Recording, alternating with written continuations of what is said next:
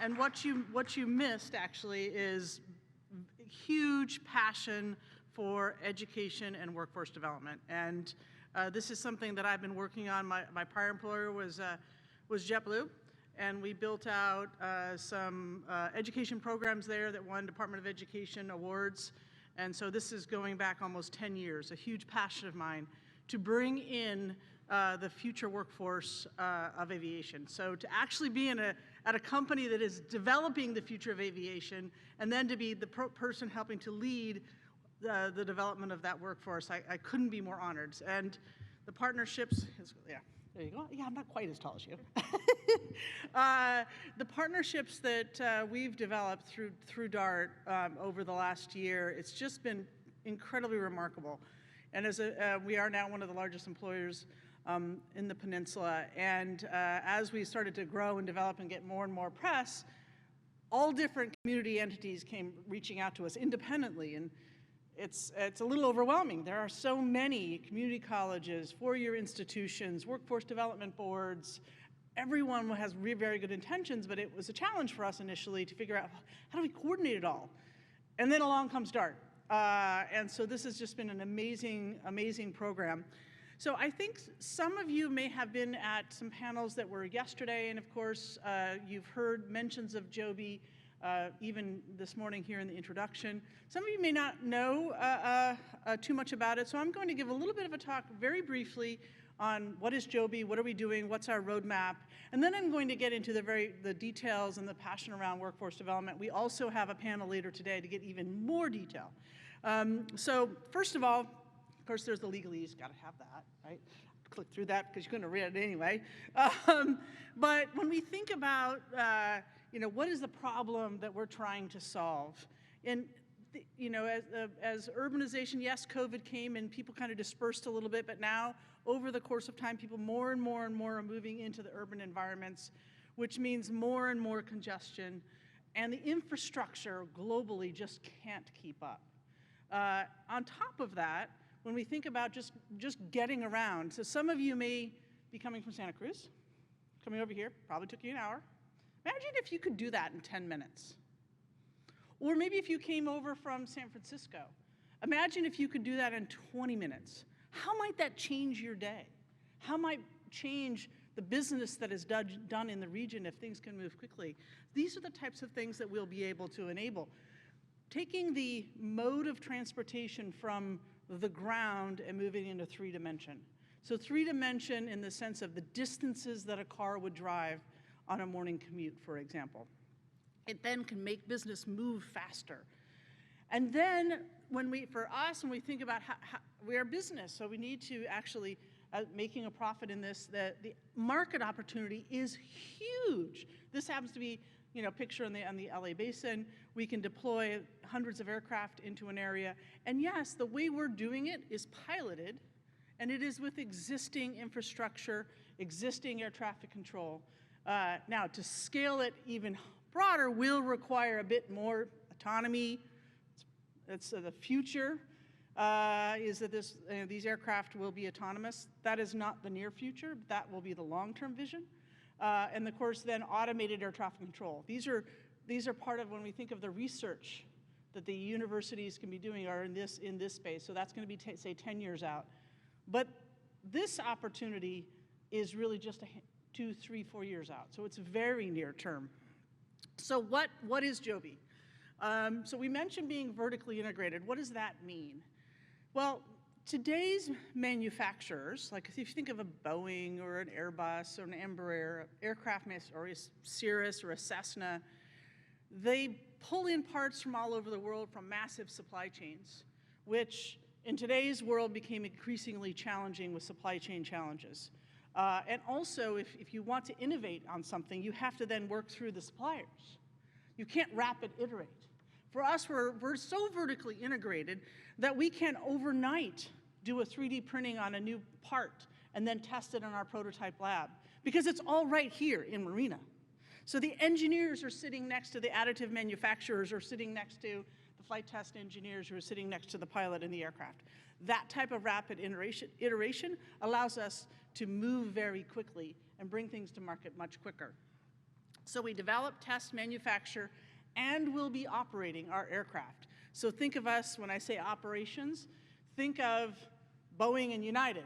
If it were combined in one, that's how we are operating. So we're building the aircraft and we'll be operating, which allows us to operate much safer as well.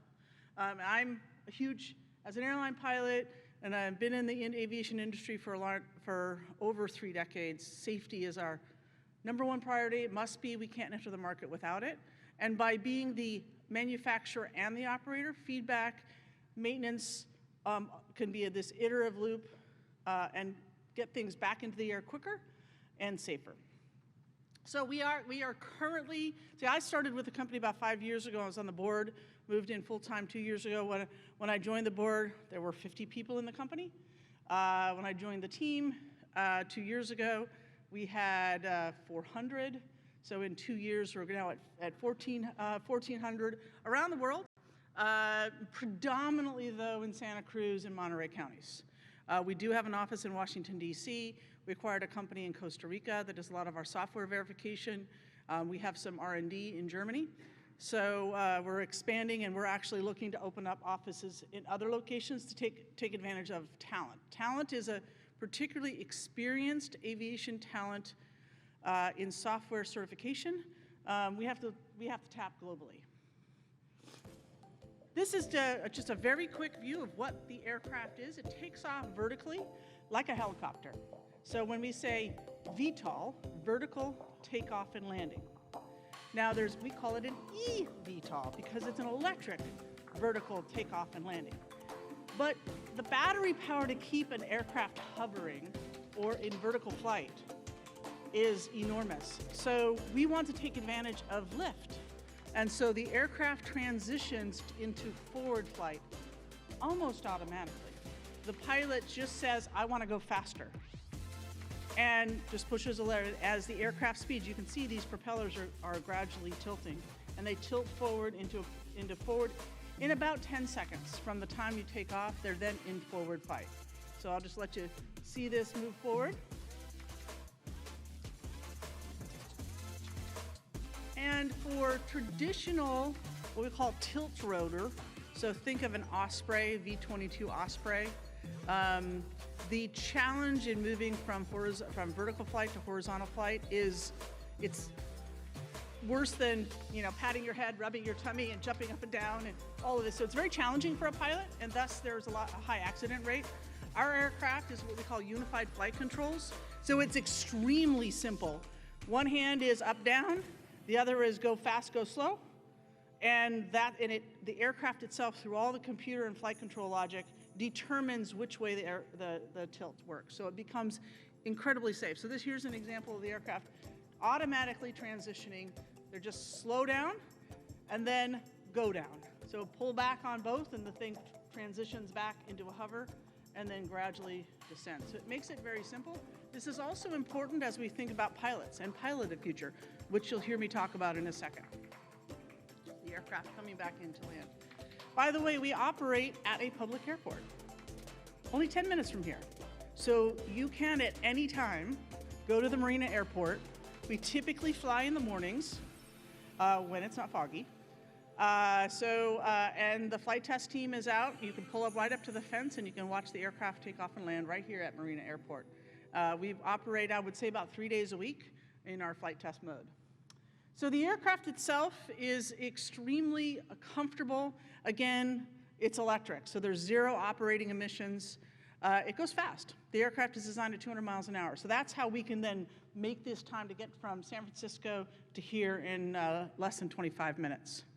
And we started this in 2009. So we're now, 13 years into this? Not just a quick little startup.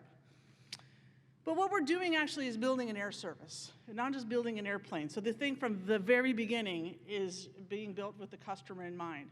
So think about this. The way I try to describe it is think of Uber and Tesla mushed together and putting it in the air. That's basically what we're doing. So we're building an app. We actually have a software development team building this application right now. We operate currently air service between Marina and San Carlos. We do it for our employees. We could operate it commercially, but we're doing it now with our employees because we're testing out with an app. So there's an app. You can book a flight on we call it Elevate Air, from Marina to San Carlos, and our employees do it twice a week. So we have them on Tuesdays and Thursdays, and this is a way for us to be testing and I'm one of the pilots on them, as is Cody. So again, what we're doing then is, the idea is you'd pull up an app, you would book a flight, but you would actually, what you would book is between two destinations. We're calling it multimodal, which means if you wanted to pull up an app right now, you would pull up either a Joby app. We have our partnership with Uber as well. Either when we are in service, you would pull up the Joby app or the Uber app, and you would say, I want to go from CSUMB to San Francisco Airport. We would be operating from here with an Uber. Would come pick you up, would drop you off at Marina Airport, you get in the aircraft, you would fly to San Carlos, and there would be an Uber on the other end to drive you to the airport. So once we're currently doing that, the aircraft part with a small single engine aircraft to test it out, we'll be partnering with the ride sharing service so that we could do that as multimodal. The other piece that's important about what we have is an incredibly quiet. And I remember when I first saw the aircraft in prototype testing. First, yes, it was cool. It took off like a helicopter, flew like a plane. I thought that was really cool. But the thing that caught my most attention is how quiet it is. And I encourage you to go listen. So the aircraft that cruise, you basically can't hear it. When it's overhead, you don't, the single engine aircraft are very, very noisy. But you can't hear it. On takeoff, I liken it to the sound of a home air conditioner. Now, I realize most of you down here in the peninsula don't have a home air conditioner. But for those of you who do, or perhaps where you grew up, you remember that little box outside the house. That's basically what it sounds like. Certainly not that whoop, whoop, whoop, whoop of a helicopter. So I'm going to give you an example. We took 5 different types of aircraft and helicopters. We flew them over the exact same location at the exact same height and did a sound footprint. So I have here, everybody be quiet, you will hear. Well, the sound isn't working on the videos. Well, you can see the footprints. I don't know because I do have some videos later that have sound, so I'm hopeful. The last video worked? Okay. Well, what I want to point out, you can't hear it, but you can obviously see the footprint. But what's important is also not just how the Cirrus is a single engine aircraft. These others are helicopters, and you see how choppy those are? Especially choppy here. This is the blades chopping through there. That's that whoop, whoop, whoop, whoop, whoop of a helicopter. So it's not just the volume, but it's the quality. This is the Joby. That gives you a sense. So it's not just lower sound, but it's the quality of the sound. So this is what it's like, basically like rainwater or leaves in the wind.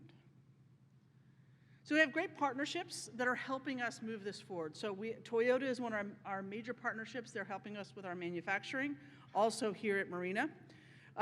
We're now working on the multimodal as well as our airline partnerships, because the idea here is fully multimodal. So I mentioned that example of going from CSUMB in a car to Marina Airport to San Carlos to car.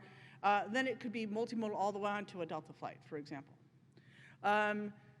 Another great partnership we have is with the U.S. Air Force. So our aircraft that is flying right now, it is approved airworthy by the U.S. Air Force. We operate it. They're actually paying for our flight testing. They're also providing us airmen, U.S. airmen, for us to do our training programs. So we're developing training programs inside simulators using Air Force pilots. This allows us to operate the aircraft before it receives FAA certification. So it's been, and so just so you know, any U.S. Air Force aircraft that flies around is not certified by the FAA. It is certified by the Air Force. And so by us working with the Air Force, we could get certified as each aircraft comes out and iterate. We can iterate and operate it in Air Force, under the Air Force umbrella, prior to getting the FAA certification, which allows the FAA to see the aircraft in operation and help us speed up our certification. Now I'm going to get into the manufacturing. This is what's so key and is so key for this region in particular. So we have identified various locations. We have an operation up in Bonny Doon. It's been announced, our headquarters now in Santa Cruz. We're building out a testing facility in Santa Cruz as well.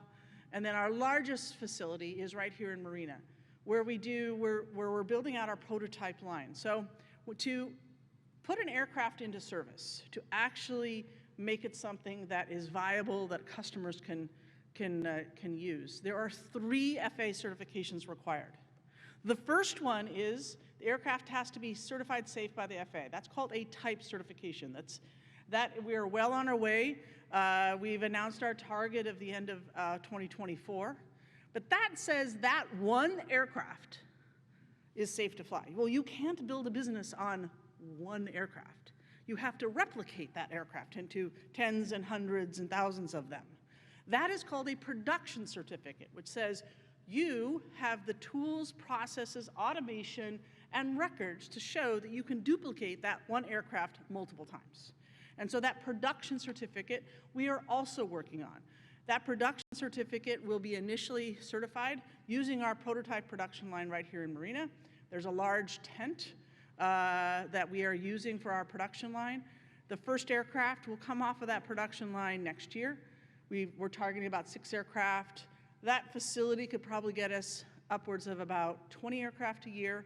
And then we'll be building out a larger facility, 600,000 square feet, to put out hundreds of aircraft a year. But as we build that scaled manufacturing process, we need the people for it. So this requires this full vertical integration and the people. And I have this short video, and I'm hopeful that it'll work. Let's hear the sound. This is something that is the special secret sauce of Joby. It is our culture. And I believe the culture is reinforced every single day by our founder, Joe Ben Beverett, who grew up and has lived his entire life here in this region. So let's see if it plays. I chose to work at Joby to work with one of, if not the strongest engineering teams in the world. We're used to moving in a couple of different ways. We use a car, we have to go on the road. What happens if we can take half the time to go from A to B? How does that change what you can do, who you can impact? If we can pull this off, we unlock this cascading effect of potential. The amount of time that we can all get back as people and time that we can then give to our communities and to our friends is such a good dream. And I really want to be a part of making that dream a reality. We're also helping to shift the aviation industry from the current fossil fuel-based propulsion to something that's actually sustainable. We're definitely changing the world, that's for sure. Helicopters are noisy. I'd have The sound of the Joby aircraft flying. I think I just heard it. Nothing. A lot of amazing achievements here look like magic, but yet that's all the team efforts and the spirit of reinventing possibility. If you love what you do, you never work a day in your life, and I love this, and I do work really, really hard, but it's not work. The people here are amazing. I mean, every morning I get out of my bed, I'm excited to come to work. I'm excited to interact with everyone. My family is like, this is the first time I've seen you happy going to work. It still doesn't seem real, like how nice the people are, how genuine, and they're really good at their job. The drive, the passion, the spirit, the intelligence, and the commitment to do things right for one common goal, I don't know if you would ever see this somewhere else.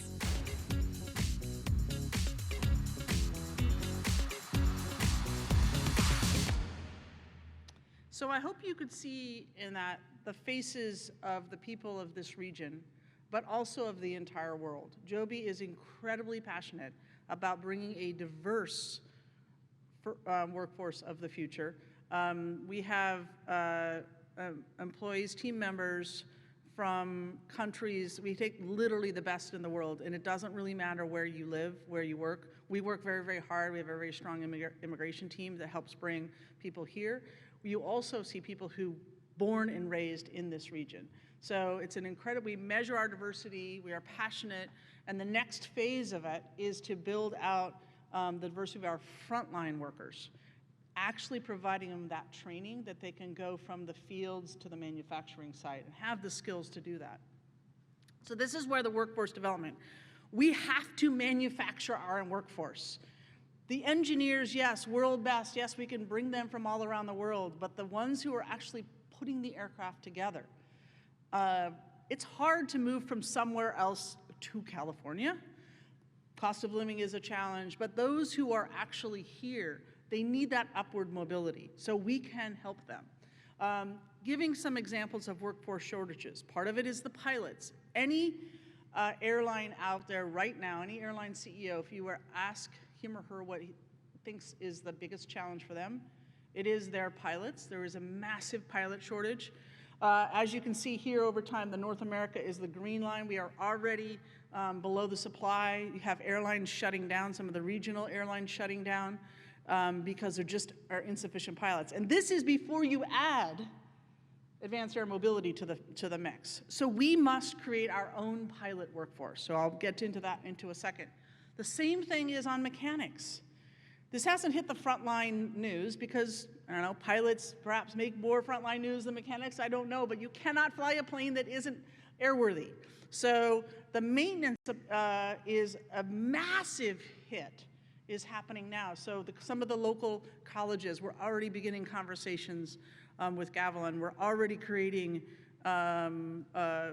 curriculum for maintenance programs.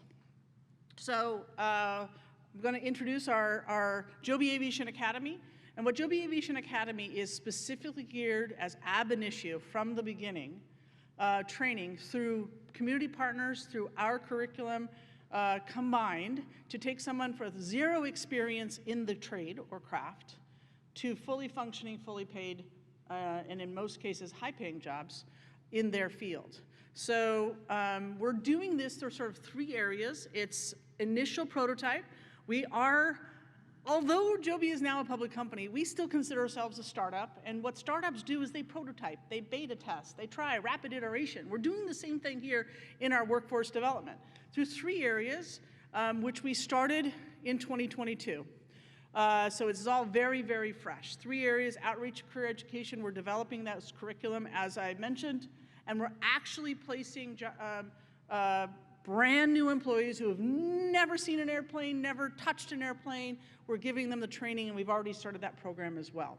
So first, a little bit about our outreach program.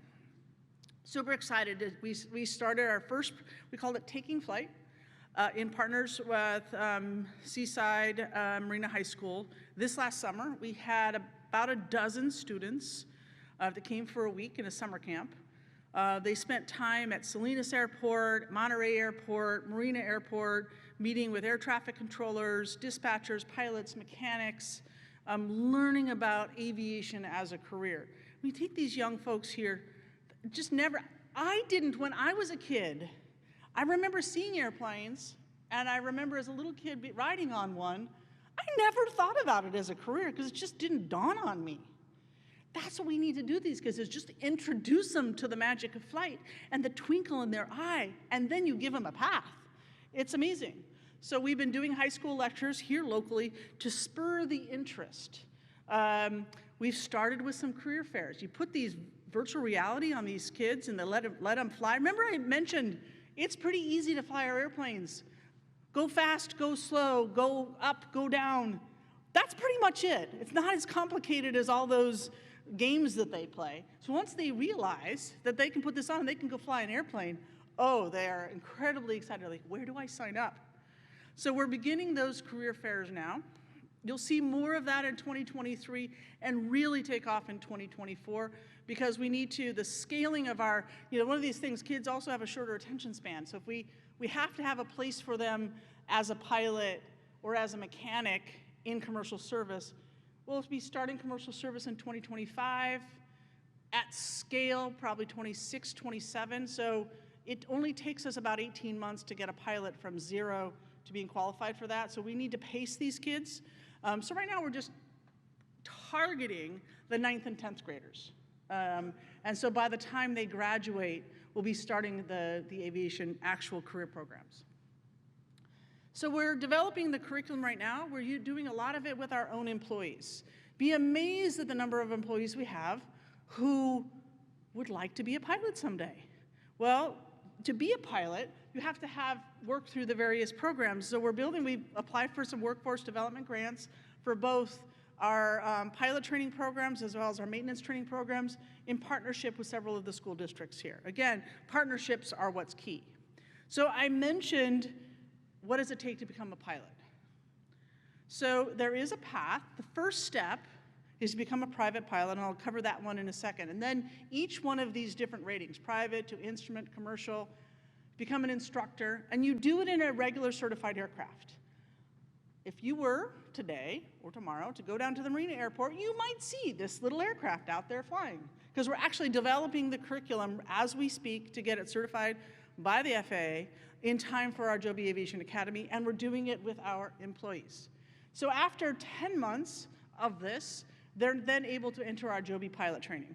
Now, they can't do this until we actually have a certified aircraft. So this, again, we're timing and pacing this. So you won't see this for the community yet. We're waiting until we pace the timing. So Cody and I are constantly looking at the certification, constantly rerunning our models, and then backtracking it to when we need accreditation and all of that. So we're timing this. This is our longest lead time.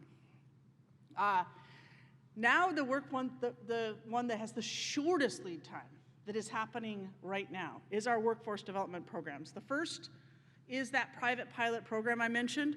We are teaching online private pilot ground school, first to our employees, and then we started opening up to high school students. We've had over 700 through our programs. We anticipate, we just enrolled our first high school, which is an aviation high school in New York. We enrolled them about a month ago. I anticipate opening that up to all the high schools here in this region come next academic year. You can imagine, online is now working. The kids have just been fascinated. So then when they finish, they get to take the FAA written exam to become a pilot. Now, it's not the practical part, it's not the flying part, but it is the knowledge that is required. So that's been fascinating. We've tested these, like as I mentioned, with our employees, and now the manufacturing piece. I just want a huge thank you to the James Irvine Foundation and to DART, because we came up with this idea. It was actually, some folks in DART and who came up with this idea just, let's see, I think it was in June. And we've already implemented it and started the program. So what exactly is this? We're doing a beta test, prototype. We targeted 15 fully paid internships with the goal of taking people from 0 to, if they graduate and complete the program in 6 months, they will have a job, a full-time job at Joby. So Joby will hire them as full-time, long-term employees. What they receive through this, it's a 6-month program, and they basically need a high school GED, that's and 18 years old. That's the minimum requirements, and attention to detail. We put out some advertising through it in the local communities, through a lot of the workforce developments. We had over 210 applicants.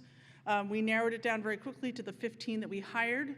They are receiving industry certificates, which is also funded by James Irvine Foundation and through DART.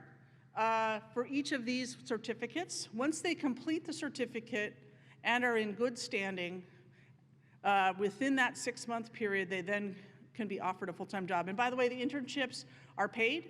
They are between $18 and $25 an hour. So these are real jobs making real money. So the kids have, I say kids, I know I'm dating them. They're not, some of them are in middle-aged as well. But they're coming in with 0 experience, but a passion and a heart. And it's been so exciting to talk to them. They are actually in each of these jobs. We have someone in each of these and a couple in them. And so far,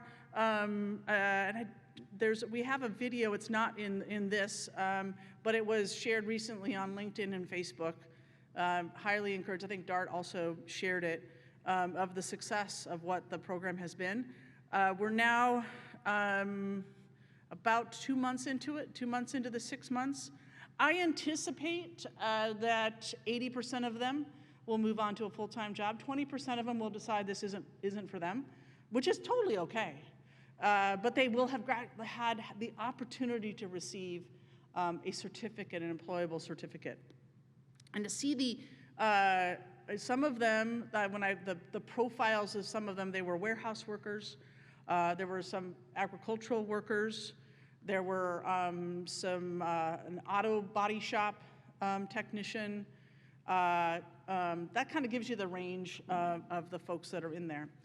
So that gives you a sense. So we are doing programs right now. We hope then at the completion of this program that we'll then scale it, because we see this as the main workforce for our production line. We'll be hiring several hundred employees into the manufacturing line. Here in the prototype one, in that 10th that you might see at Marine Airport, we'll be hiring several hundred over the next couple of years, and we want to hire them right here locally from the community.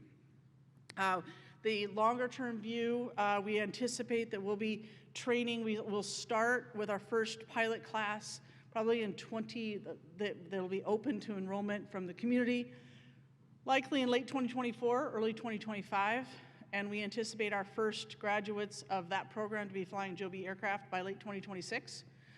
So those kids that are in that 9th, 10th grade is the perfect target for us. We'll love to see a young female from the local high school flying the Joby aircraft. And the reason I'm targeting female, obviously I'm a little bit biased. I started my airline career in 1990, so over 3 decades ago. I was a United pilot, I was hired by United. There were only 2% of airline pilots were female. Now, 32 years later, only 6% of airline pilots are female. We haven't made much progress. Part of the reason for that is because the path to becoming a pilot hasn't been as clear. And also, it's very hard to raise a family. If you're flying all-nighters or you're flying international, you never know. Trust me, I did. I have a child, and it was a challenge. You never know where you were going to be and being home. But you know what? This aircraft doesn't fly all-nighters. And it doesn't fly transcon, and it doesn't fly international. It's staying home in the region. So we can have female pilots that can stay home. They can be home every night for their children. They can raise a family, and they can be a pilot, which then, when they want to move on after and the kids are in college or wherever, they become airline pilots. So for me, that's a huge passion. I think I've wrapped up. I may have time. I don't know if there's time for one question. I think there's a Slido or something like that. How would you like? I know we have a panel later where they could probably do a bunch of questions. It's been a real pleasure, and thank you all from the community. I want to give a big shout out to Cody Cleverly. Could you please stand up, Cody? So all of these programs wouldn't happen without Cody, who is a passion for workforce development. All the questions, he's here both days, and he's doing all the follow-up. So thank you very much.